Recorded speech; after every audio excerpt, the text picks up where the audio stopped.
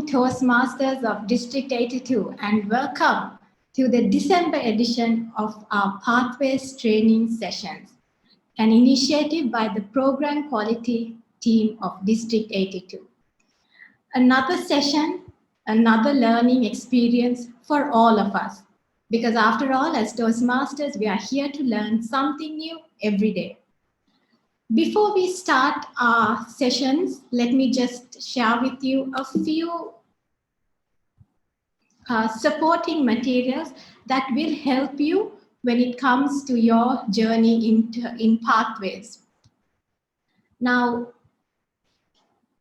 these are some of the resources and frequently asked questions that come our way.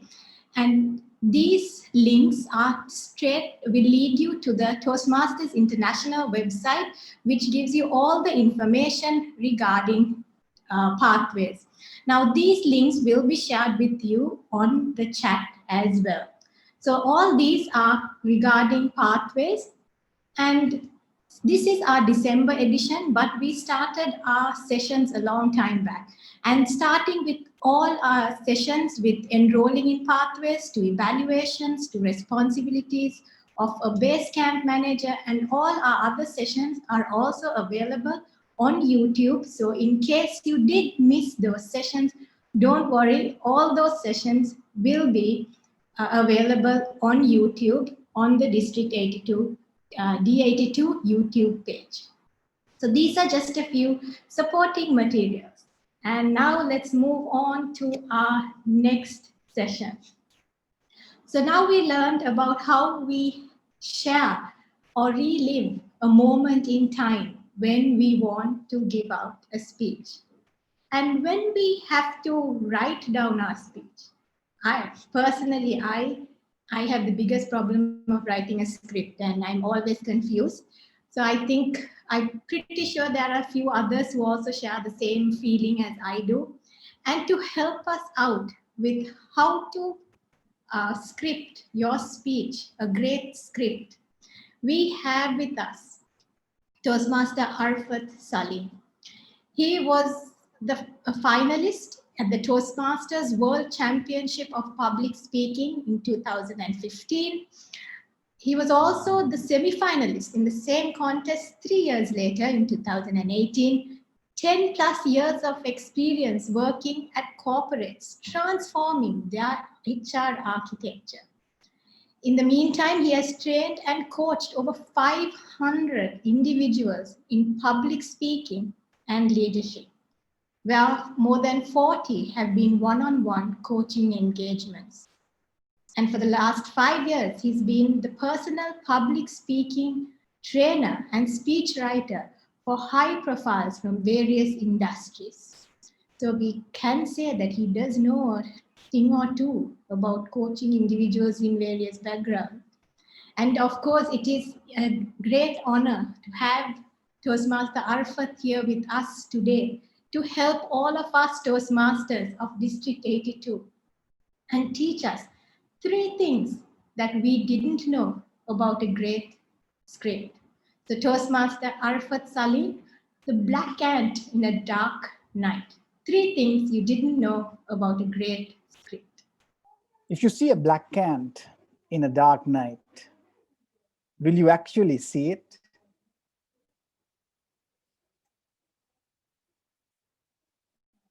Or will it just go past you? What if it's a black ant in a dark night on a dark stone? Would you see it, or would it just slip? Now, a script is like a black ant in a dark night. It is the one thing that you do not recognize in a great speech. It is the thing that eludes most speakers, because it's not easy to write a great speech. It is easy for a seasoned Toastmaster, a seasoned speaker to speak off the cuff, but it's definitely not easy to sit down and write. Because if you ask me, the number one fear that anybody has is the fear of looking at the blank Word document. Am I right or am I right? I'm sure Lasnim would agree. She just said she finds it hard to write a speech. But when she speaks very beautifully. And I'm sure all of you know deep inside that you can speak well as well. But the one thing that you are probably afraid of is to sit down and stare at that blank Word document. In fact, none of us are afraid of public speaking. Of course, some of us can be afraid, but that is not our worst fear. Our worst fear is looking at a blank canvas. And this is why it's the black ant in a dark night. The thing that we did not recognize that lurks on the surface of our lives, and we do not tend to give attention.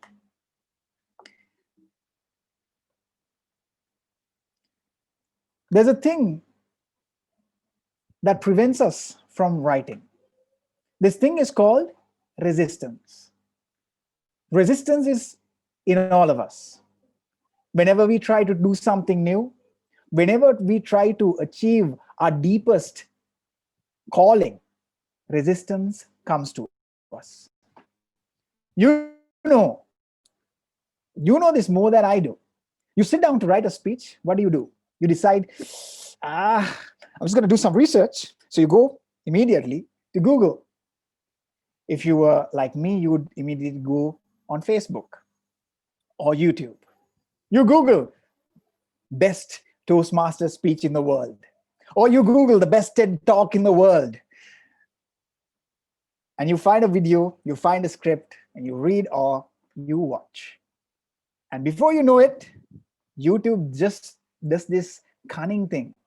It suggests to you something that you really are tempted with.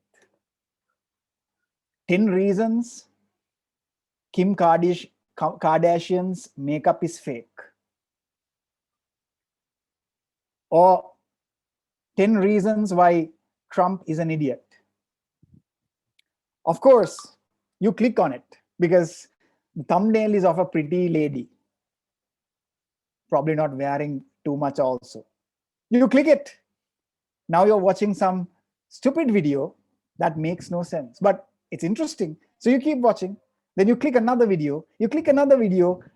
2 hours down the line, you're now lost in the rat race of YouTube. Now it's 11 p.m. and you still haven't written a word. So you decide, okay, fine. Oh my God, I'm going to write something. Because the contest is tomorrow. I need to write something.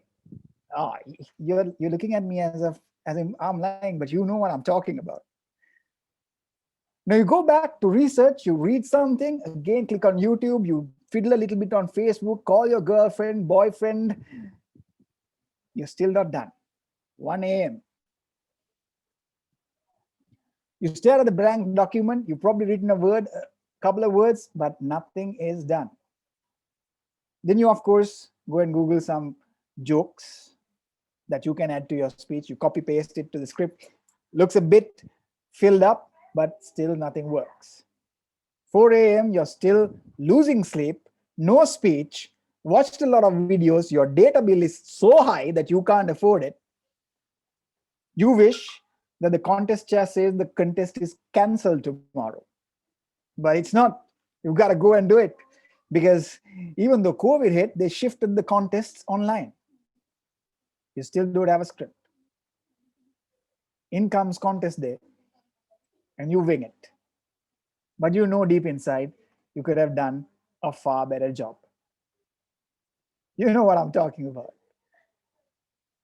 Raise your hands if you know what I'm talking about. Of course, I can't see you. I wish I could see you.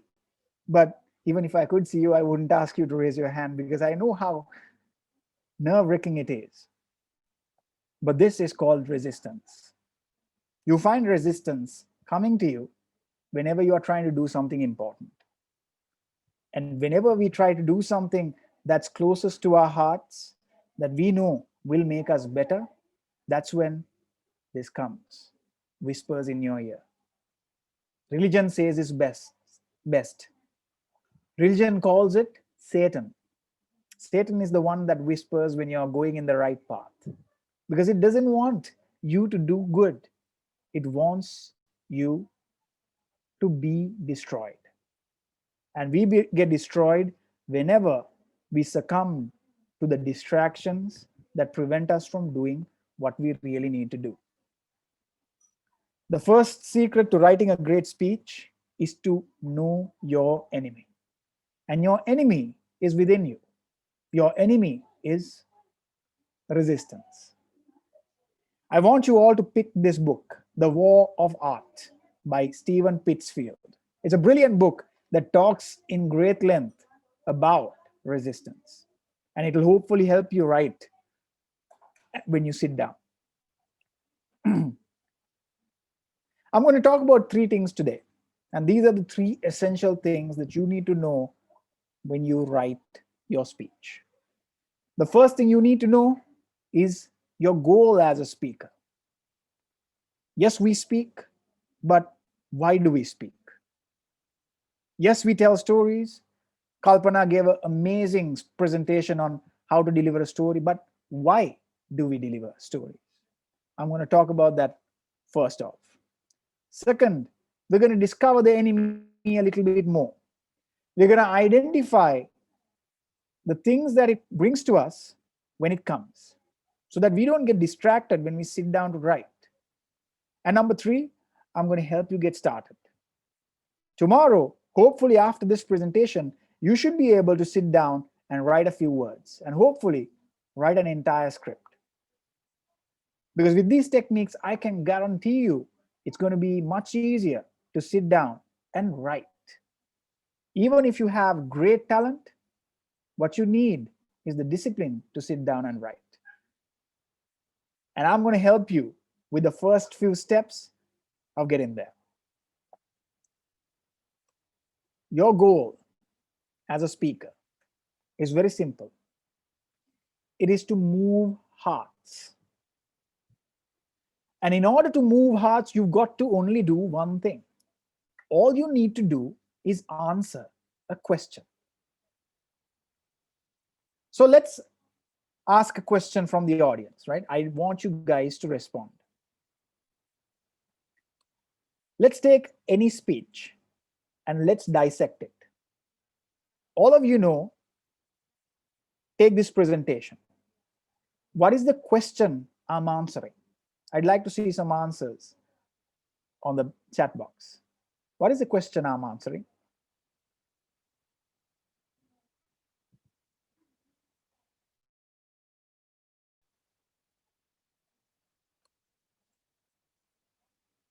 The question I'm answering is very simple. How to write a script. Exactly. How to write a great speech, how to write a script. My goal, yeah. My goal is a subtopic, but yeah, how to write a great speech. Exactly, you are spot on. Let's go back to Kalpana. What was the question she was answering?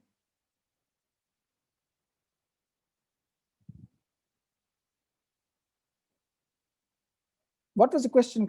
How to tell a story? Absolutely. How to tell a story. Now, I want you to tell me, think about the difference between the topic and a title.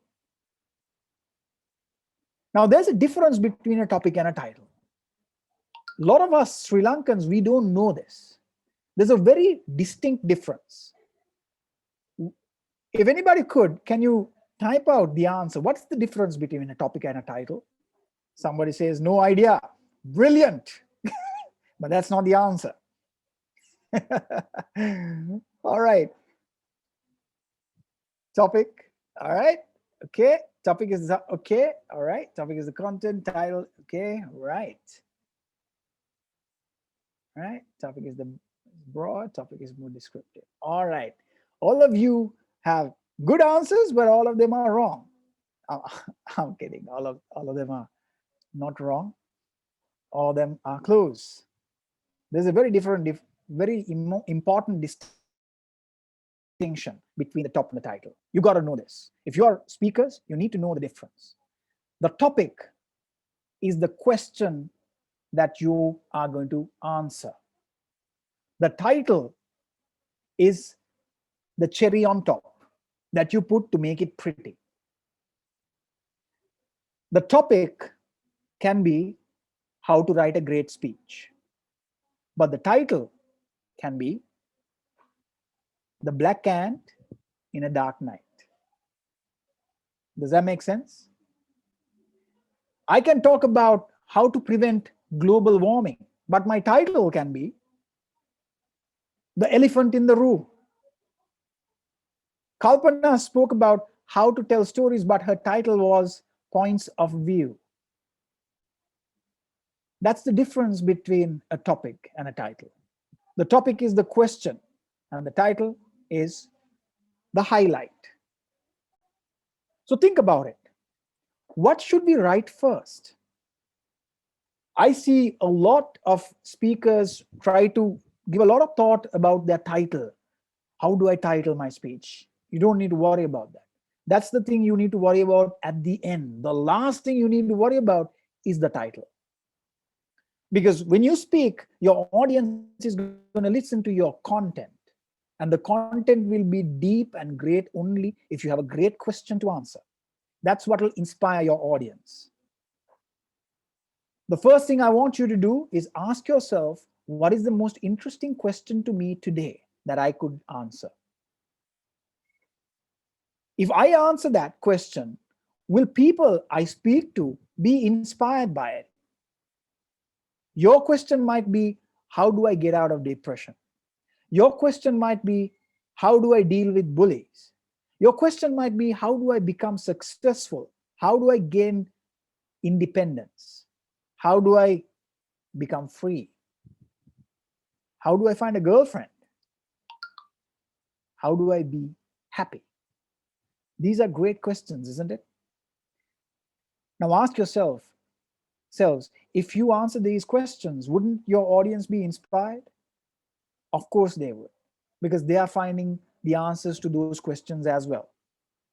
That's what makes your speech unique. The more unique your question is, the more unique your speech is. Therefore, ask interesting questions. Whenever you find that great question to ask, it should be off the top of your mind already. Whenever you ask that question, that should be where you start. The moment you find that, you write it down, and your objective is not to write a speech, not to write a story, it's to find the answer to this question. If you find the answer, you've got a speech. This is step number 1. Now, the moment we write our topic, again, resistance comes. It comes and whispers to you, don't do it. You suck. You can't find the answer to this. Get a job. Get married. Do the normal things that everybody does. Don't do this. That's what's going to happen. The inner voice is going to come. It's going to prevent you from doing it. You're going to think about YouTube. You're going to think about Facebook. WhatsApp will distract you. But if your question is interesting enough, it shouldn't stop you. If the question is interesting to you, you should just plow through and start writing. Now, how do you write? The first thing you do is write an outline. So this is step number 2, writing an outline. Let's take, for example, your question is, what does it take to be happy? Isn't that an inspirational question? Everybody in this audience would like to know their answer, isn't it? And if somebody found the real, true answer to this, you'd definitely be inspired. The first thing I would do as a writer, as a speech writer, is outline my subject. Now, in order to outline, all you need to do is ask sub-questions. What are the other questions I can answer in order to answer my main topic? The first question I could ask is, what is happiness? Many people might have different definitions for happiness, isn't it? Your definition for happiness may not be mine. answering this is very important for an audience. The second question might be, is it important to be happy? Now, for some people, being happy isn't important. Being respected is much more important. For some people, being successful is much more important. Even if they are unhappy, if they have a lot of money, they are all right. Right? So isn't this question important to answer in order to get there? What do happy people do? Could be your next question. So that you find out what others are doing in order to get there. What should you do to be happy? Now, when I write these questions, I'm thinking deeper about my topic. I'm thinking out loud, what should I do better? What should I do to figure out the answer to this question? I want you to write on the comments one more topic, one more subtopic that you could answer in order to contribute to this main title, right? I'd like to see one more question.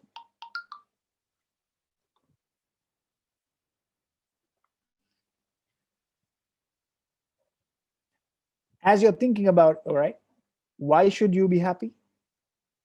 What have I done or am I doing to be happy? Very good. What else? What would happen if you're not happy? Great. Is happiness an illusion? All right. Am I happy already? All right. Beautiful. Once you reach happiness, will you be happy? Very deep. What does happiness mean to me? Why can't we be happy?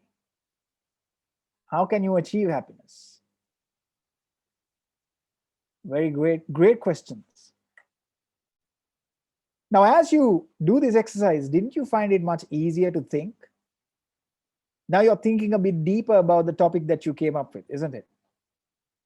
So this is step number 2. As soon as you write your outline, now you know what you need to answer. A 5 to 7 minute speech, especially in a contest, would generally take about 700 to 800 words.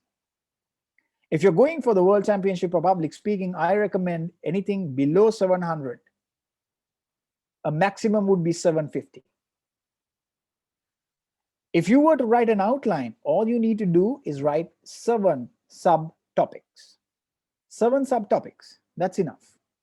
And each subtopic, with that measure, all you need to write is 100 words per subtopic.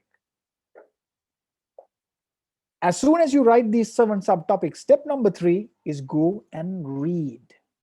Read about all the possible content you have for each of these subtopics.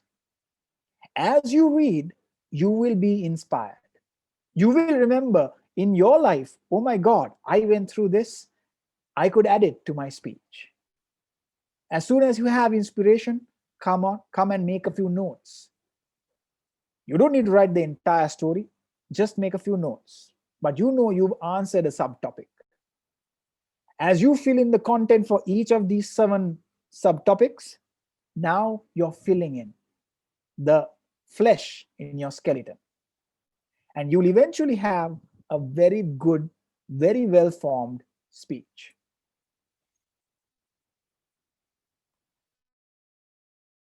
So that's step number 3 of how to write a great script. So let's do an exercise, right? We're going to answer the questions. We're going to look at the World Championships of Public Speaking. I'm sure all of you have been following it on YouTube, or you've sort of followed the Toastmasters website and the competitions. I'm going to give you the question for the speech, the topic, and you're going to guess the world champion, right? Anybody who has been to this presentation before that I've done can probably skip it, but give it a try if you have forgotten. The first question, are words powerful? Which world champion asked this question and answered it.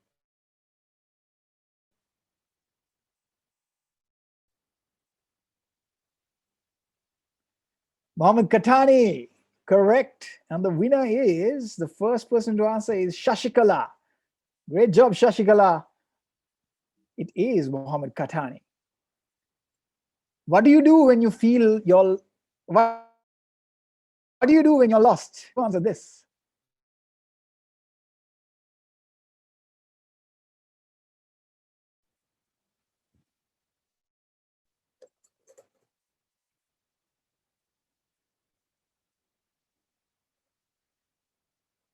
The right answer is Dhananjay Hettiarachi. Oh my God, I can't believe that you guys didn't know this. All right, so okay, for Moratuwa Toastmasters has answered this. I don't know if you're an individual or you're an entire group. If you guys answered this as a group, all credits to you.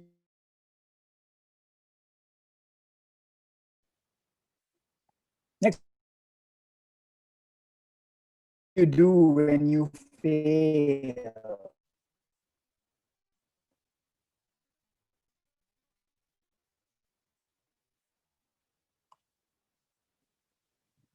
Fresian, not Fresian. Ramona Smith is close. It's close. Ramona Smith had a very similar theme, but it was not that. Darren LaCroix, 2001 world champion. Right. Next question. Am I too late to achieve my dreams? This one should be easy. Who was it?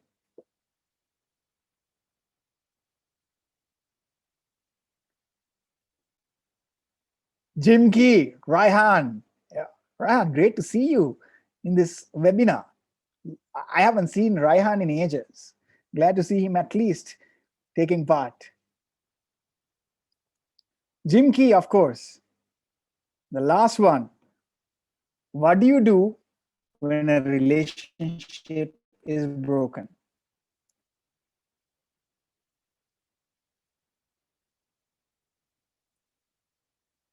All right, Manoj Vasudevan. Ahmed Hazim, absolutely right. So there you go. Now you understand it. It's a very simple trick. You're only answering questions. As a speaker, your responsibility is to move hearts by answering questions. And to answer one major question, you answer smaller questions. If you find it hard to write 100 words per subtopic, all you need to do is write more questions down. Break it down to the simplest, most basic, atomic, fundamental piece that you can work on. If you ever follow this guy, a blogger called James Clear, go to his website. He's got a book called Atomic Habits. What he advises is break your habits or break your tasks into the smallest form.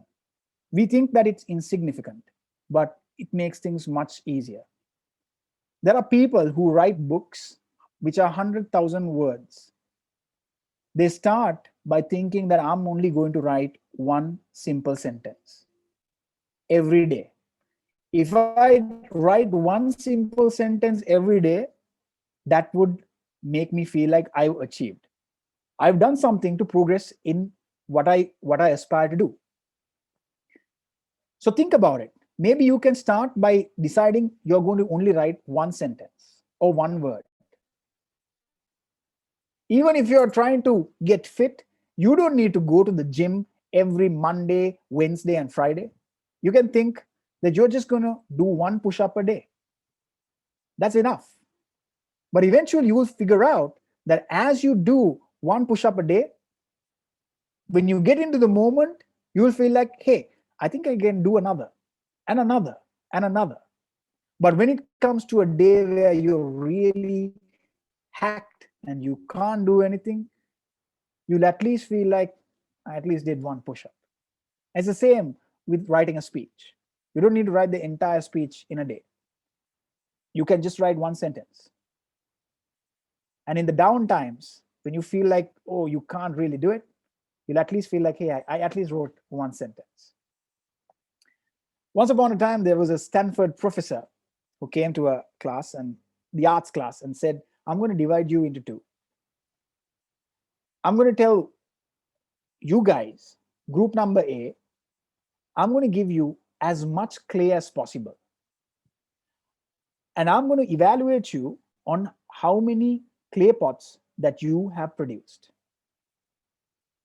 If you produce as many clay pots as possible, that's when I'll grade you an A. He goes to group number 2 and says, I'm going to give you only 1 kilogram of clay. You're going to be judged by how beautiful the clay pot is. Both teams rush and they start working. The first team goes and produces. The second team goes and researches, goes into the library, reads a lot of books, finds people who have done this before, gets advice, learns, and 2 days before the deadline, they start preparing their perfect clay pot. The day arrives where they'll be graded 2 weeks after the assignment was given. And the professor looks at the two groups, group A, who has produced so many clay pots, and group B, who has just produced one. Which group do you think produced the most beautiful pot of clay? Type it on the comments. Is it group A that produced so many pots, or is it group B? Right, group A, group B, group B. The audience is divided. There's no definitive judgment. Those of you who said group A, you're right. It's the team that produced as many clay pots that finally figured out how to create the most beautiful pot of clay. Why did that happen, you may ask? The reason that happened was because they learned from their mistakes. They learned through experience. And that's the last thing you need to learn about writing a great script. You will not do it in the first try. You do it by failing. You do it by doing. You can't write great scripts by just understanding techniques. It's only if you try that you will learn. You'll discover your own style. You'll discover the things that you cannot teach, which is called wisdom. So I encourage all of you to get out of your resistance and immediately write your topic. The question that bugs you for you to answer. And I answer that question passionately.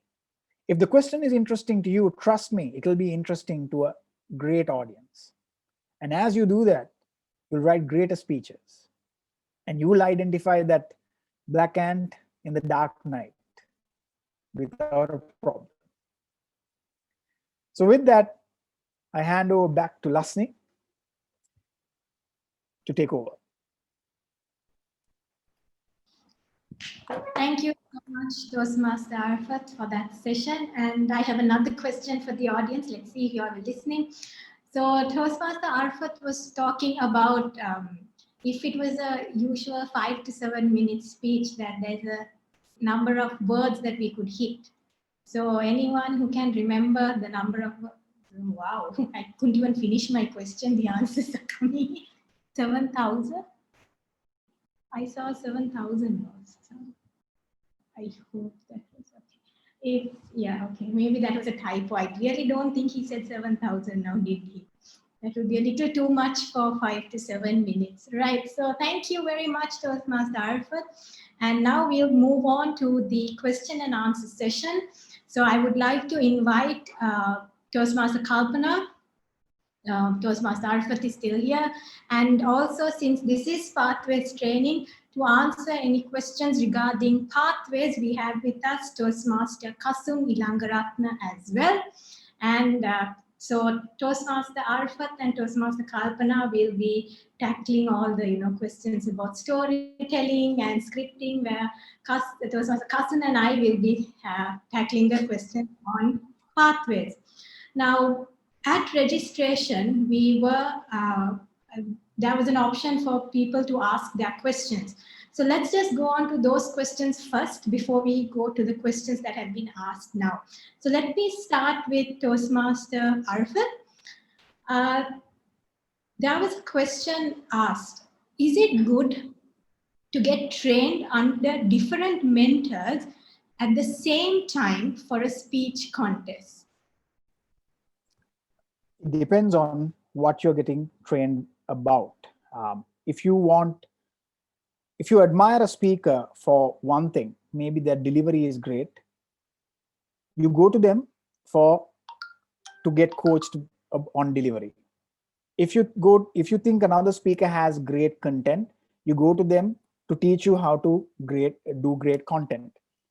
There is no problem in getting mentored by two different people or three different people for that matter, as long as you're only getting advice from them for one particular skill area required for public speaking. You can get confused though. We are human beings. It's very easy to be so inspired by an individual that you think just because they're great at one thing, they'll be great at everything. It's not always the case. So as long as you can trust yourself, you know yourself better. If you know yourself to not get confused, there is no problem as long as you are getting advice for particular skill areas. But if you know yourself and you think that, oh my God, I'm going to get confused because I'm that type of a person, I cannot take advice from two different people. I personally go just to one individual if I want feedback, and I just take that person's feedback alone. Because we always can get confused and maybe alter our speeches unnecessarily and then ruin the experience that we were building up. So that's the answer I have. Thank you, Toastmaster Arfath. And Toastmaster Kalpana, how do you incorporate humor in all speeches, even in an informative speech? How do you incorporate humor in all speeches, even in an informative speech? Well, it all depends on where you incorporate it rather than how. Because the humor at the wrong place will not sound like humor at all. The idea of including humor is to give an emotional break to the audience. You cannot have always strict, serious, or always sad. You cannot handle, an audience cannot handle that because it's very monotonous and it gets boring. So how you incorporate humor is create a suspense or give a situation that has an obvious answer, and then you give an answer that is the complete opposite to what someone would anticipate, and you put a pause in between that. You got your humor. I'll quote a speech that I think I have quoted many times because I've really enjoyed this little part of this speech. This is by Toastmaster Kavishka, and it was about an ex-girlfriend. And he says that when I look back at my previous messages, I realize, and he paused there. So that's basically the anticipation, right? So, and the anticipation, we obviously are going to think about, oh, how much he loved her, what a beautiful love story they had, the obvious answers. And then he says, how much I've improved my English. I mean, that's true, but nobody would think of such an answer. Immediately you burst out laughing. So how you incorporate it is, you tell something that has an obvious answer. You pause for everyone to think, this is what this guy is going to say. And then you tell something completely different. That's how you incorporate humor. At least that's how I do it. Thank you very much, Toastmaster Kalpana. And I think the next question I have for Toastmaster Arfath is quite similar to the question that has been just posted in the Q&A about choreography or stage crafting for that matter. But this is more specific. It is, how do you do stage crafting for an online speech? I think it's Online speeches has become such a topic in the community right now. So, Toastmaster Arfath, how do we go about stage crafting for online speeches? Yeah. So I'm not an expert on this. I'll try my best to answer. If you watched the world champion of public speaking last year, he did a brilliant job at this. You've got your entire screen and you can use the positions effectively. Jim Carr, he starts his speech from over here, right? Over here in the screen, and he rises up, he goes to the middle, he skids to the right side of the screen, he goes to the back, and he uses each of the 3 dimensions within the screen that he uses. You got to do it very carefully because you got to maintain that you are within the screen that you're speaking to. It's not easy, but it's doable if you think of the stage as your screen, the 4 corners. I suggest that you use the 3 dimensions, right? You can always go, how do you call this? Laterally. You can go horizontally, and you can go up and down on the y-axis, right? Vertically. These are all options that you have. And when you're delivering stories, you probably heard this so many times. Set your stage, tell one story in one position, go to another position to do another story, etc. And you can do this by using this positioning very effectively. But one tip I would like everybody to also understand is when you're working with the camera, remember you got to face the camera, look into the camera. Now, like I told you, I'm not an expert at this. Still practicing myself. I look at my face when I'm speaking, so it looks a bit awkward. But when you look into the camera, it looks as if you're looking at the individual's eyes, right? And I'm doing this right now. Hopefully, I'm making you feel a bit comfortable or uncomfortable for that matter. But do that, and if you can practice that, I think that'll be a very effective speech while you set your stage across various areas in your screen. Thank you, Toastmaster Arfath. Toastmaster Kasun, let's move on to a small pathways question as well. Yes, so one question that we have is, let me connect 2 questions together so it's easier for you to go on that for the answer. Okay, so the question was, how do the pathways differentiate in enhancing our targeted competency? And also at the same time, how does the performance of meeting roles relate to journeying pathways? So the question was, how do the pathways differentiate in enhancing our targeted competencies, and whether the meeting roles also relate to the journey? Sure. So let me give you a few practical demonstrations with regard to the meeting roles first, and then we'll take the second part of it about the competencies. So let me share my screen. So here you have your Pathways Basecamp, and you can see here there is a section where you can go into My Account.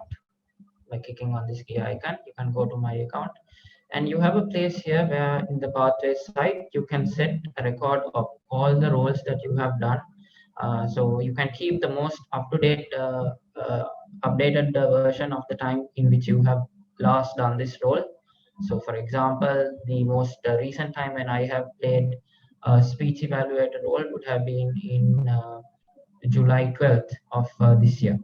So like that, you can continue to update this page. And once you're happy with the changes that you have made, you can click on this little save button right over here. And it's this is actually needed when you are applying for your level 3 completion. So there are 3 roles that it checks for when you're applying for a level 3 completion.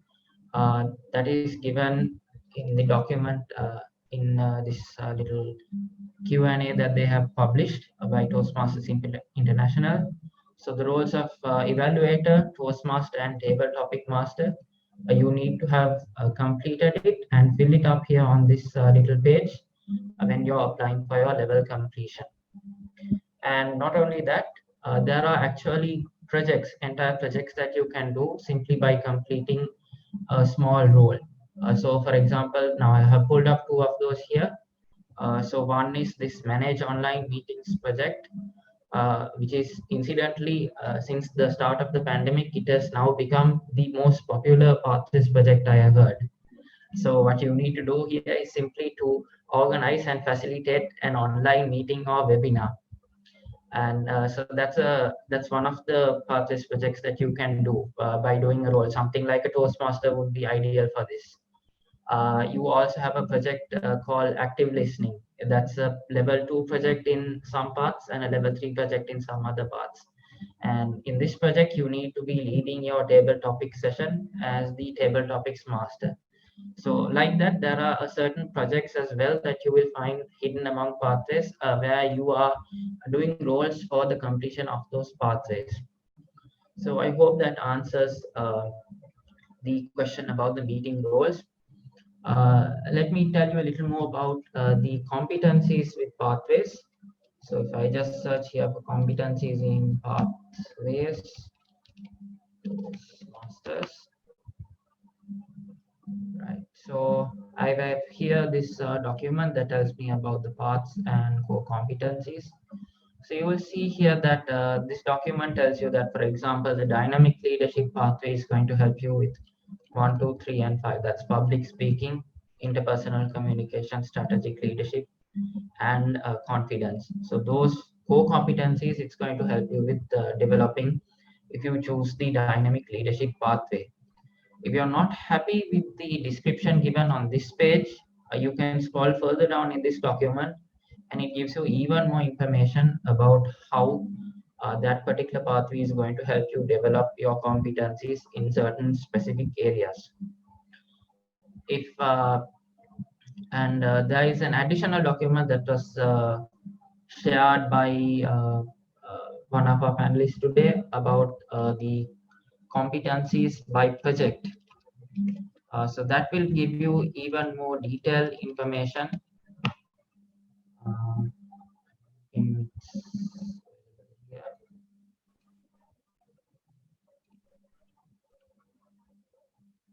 Yeah. So this same document, this was linked on our chat earlier today. So you will see here that again it has broken down. This time it's broken down by project. What are the competencies that you can develop by doing each of the different pathways projects? And again, it's separated by pathway.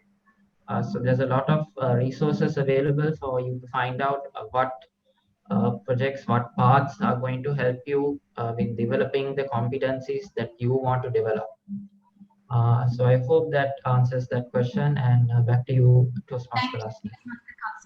And another question that we got a lot is that if we are doing our second part, whether we have to repeat our icebreaker and the level 1, level 2 speeches. Now, we are adults all here. We are here as adults and we are all trying to better ourselves. And I think even Toastmaster Arfath said, when he was talking about the people who made the pots, he said the practice makes perfect. The more you do it, you learn from your mistakes and you learn something new every time.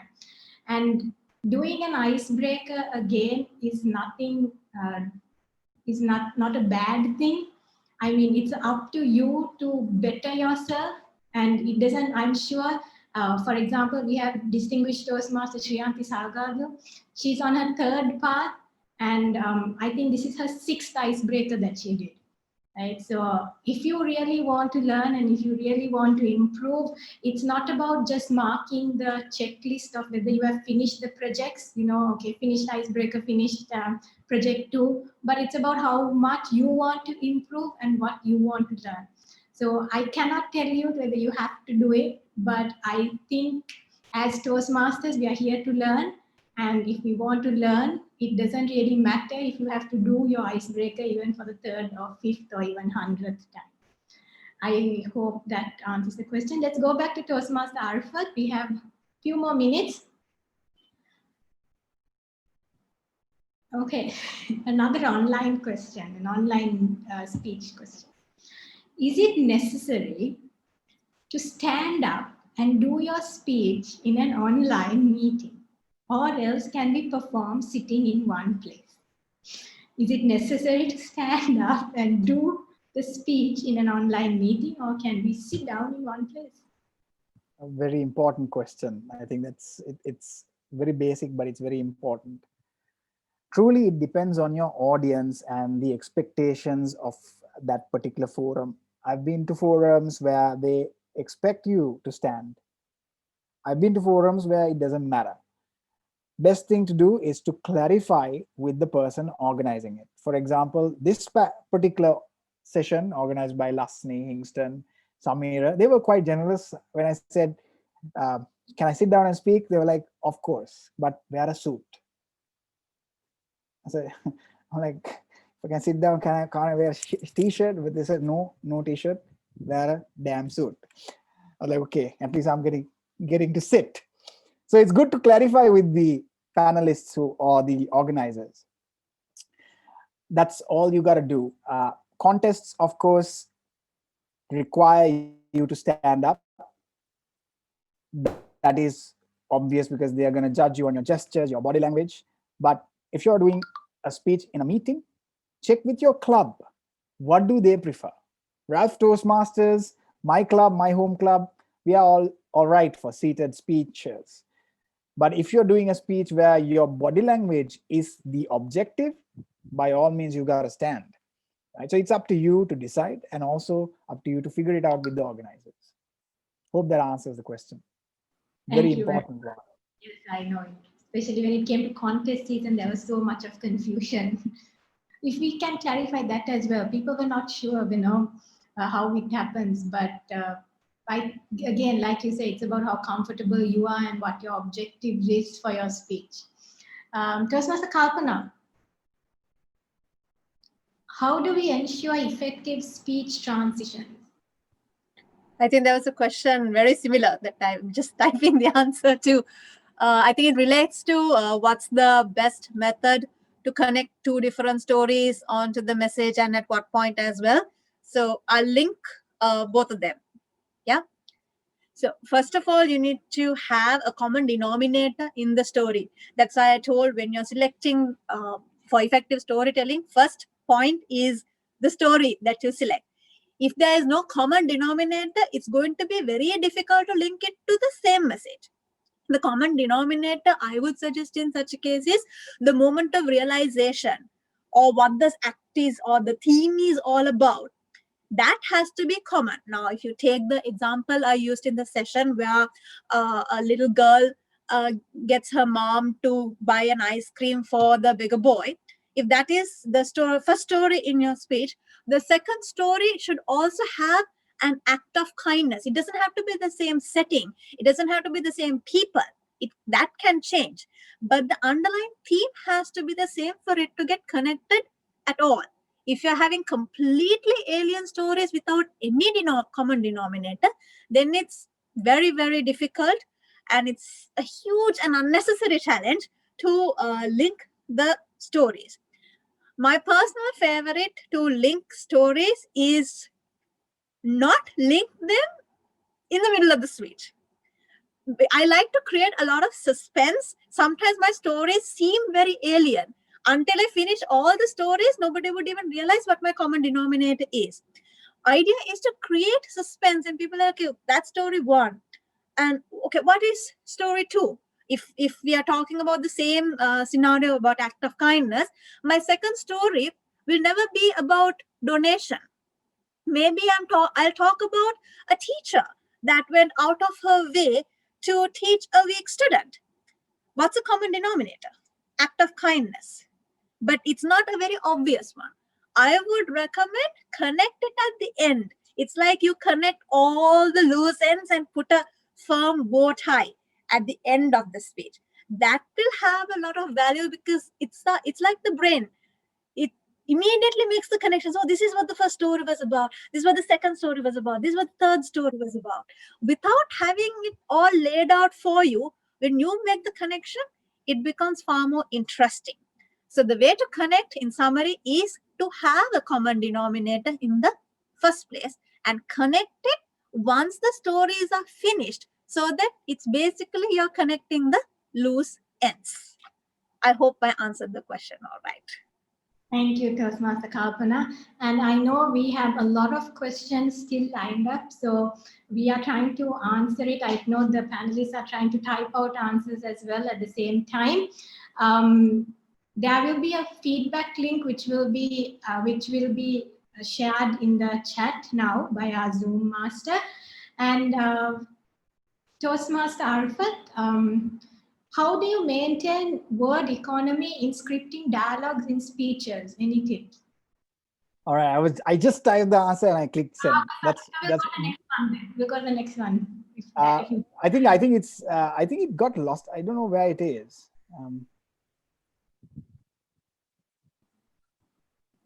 Oh yeah, it's there in the answered list. Yeah, okay. I could also answer, or I could. I think we are out of time actually. So I shall we? I think the panelists will be okay to stay and like type in the answers. Maybe if they want, if the ones who do want to the ones who do want to know the answer exactly. There was one question that yes, the feedback link has been shared in the chat. So anyone who likes to, I would encourage anyone to answer those feedback form. So our panelists will be here to finish typing out the answers as much as possible, but I'm pretty sure Toastmaster Kalpana and Toastmaster Arfath will answer any questions you have if you reach out to them as well. And I know this is a session where people may have a lot of questions, but it's a shame that we won't be able to answer all of it. But like I said, our panelists will be here for a few seconds trying to answer as many as we can. And with that, I would like to thank Toastmaster Arfath and Toastmaster Kalpana and Toastmaster Kasum for taking time to come and share their experience and their knowledge on speech writing, storytelling, and pathways. And of course, how can I not forget our Zoom master for today, Toastmaster Samira, the president of Expo Lanka Toastmasters, for always being here, to being the man behind the scenes and making sure that we are all connected and we are all visible and audible. And of course, our coordinator for all these training sessions, distinguished Toastmaster Hinston, for always organizing these and choosing the best resource persons. And also our program quality director, distinguished Toastmaster Shriyanti Salgado, for always encouraging and being with us. And also our district director, distinguished Toastmaster Nurul Munawara, for helping us and guiding us and encouraging the entire district to become better speakers and better leaders. And of course, our club growth director, distinguished Toastmaster Nisal Veerakon as well. So thank you to everyone who was here. I know we are running late, but it is a big learning experience. It's topics that we all struggle with and that we all have a lot of questions with. But thank you to all of you who took time to be here, and I can't say have a good night because we're all stuck at home. It's Friday, but let's do with what we have a good weekend and stay safe.